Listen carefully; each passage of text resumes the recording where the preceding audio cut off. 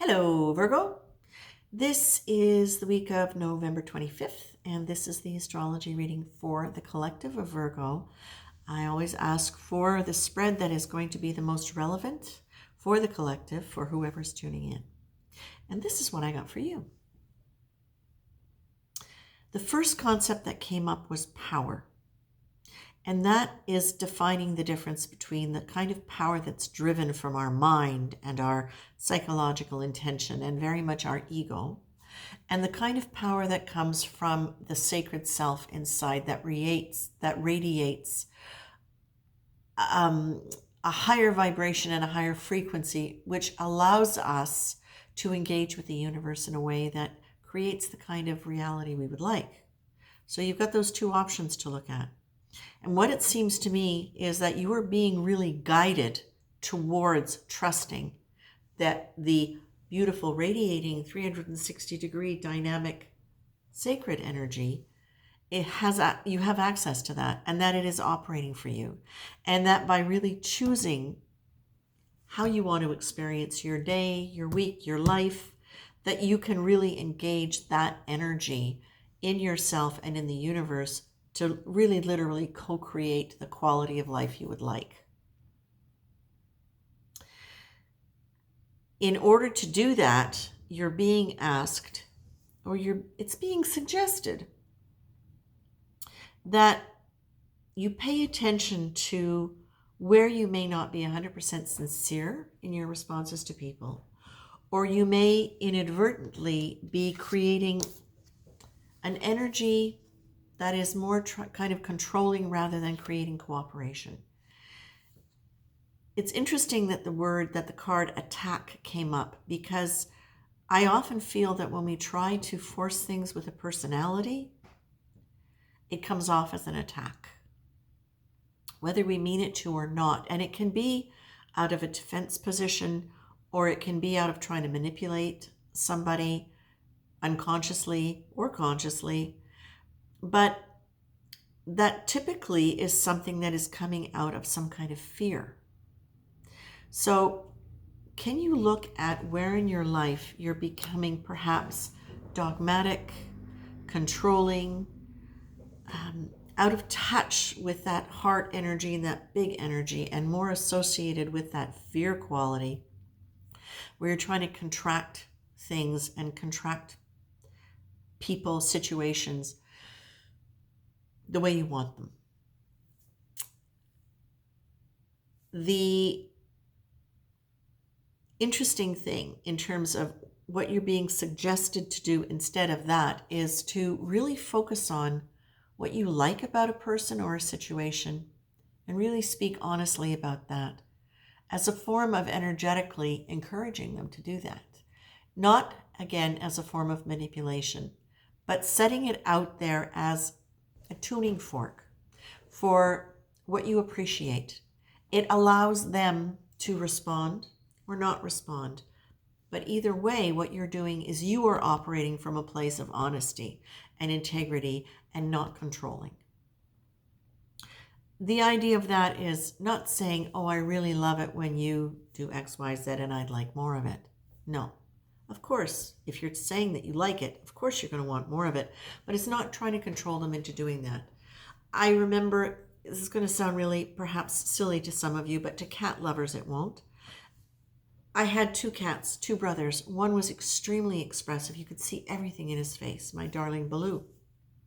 His brother Finn, nah, deadpan. Baloo talked all the time. He had his Siamese background.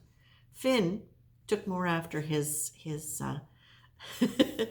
big Tom daddy, and he was just very quiet most of the time. But I found that I was bonding really quickly with Baloo, and with Finn I was having a hard time because I couldn't read his emotions. And so one day I just said to him, you know, Finn, I really love it when you talk. I just love it when you meow and when you interact with me. I just want you to know I really appreciate that. And I swear to God, within 24 hours, that cat started talking. So, of course, cats are just sacred creatures, and brilliant and all of that stuff. And so they're going to be a lot more inclined to be responsive, perhaps, to the subtler energies than some humans would be. But you get the idea. Identify what it is that makes you happy. Identify what it is in a situation or person that you would like. And instead of trying to control their behavior so that you get what you want out of them, offer them information about what you like about them and what you appreciate, and just see if it's going to grow. But it's also having the faith in trusting that it's going to work the way it needs to work, and that the more clear it is and the more authentic you are about what it is you genuinely want in life and why you want it, the more inclined you're going to be to get it. So that's it, my friends. Be aware of your power coming from a place other than just your personality and the intention to control or force a situation.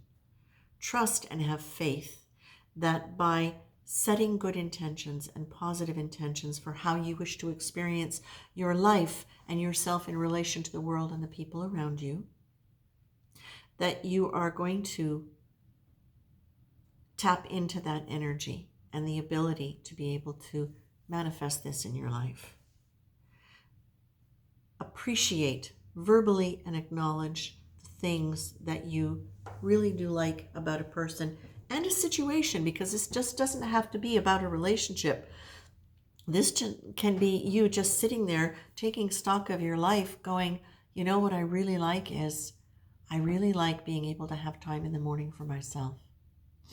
Wow, I really like and really appreciate being able to paint in my own time.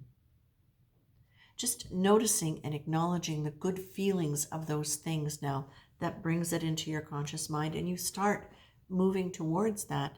The more you line up with that energy, that internal energy, that power source that comes from your soul and your spirit.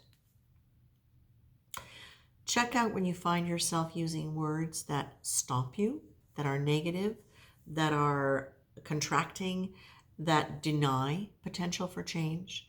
Can't, should, if only, impossible, but. And any words that put you or anyone else into a category, words that measure or evaluate, and words that judge or label or condemn or criticize. Pay attention to how they sneak into your world, your inner vocabulary. It's directly contradictory to the I really like painting. I really enjoy time alone. I really appreciate social contact in a positive way. Blah, blah, blah, blah, blah. And watch out for any attacks that you are doing to yourself or towards other people. And attacks can fall under the line of subtle criticisms, backhanded compliments, trying to control. And yeah, look out for your boundaries, where you're trying to push through your other people's boundaries and where other people are trying to push through yours. Okay? Because that can bring out attack in either one of you. So that's it, my friends. I think that's all for this week. Have fun.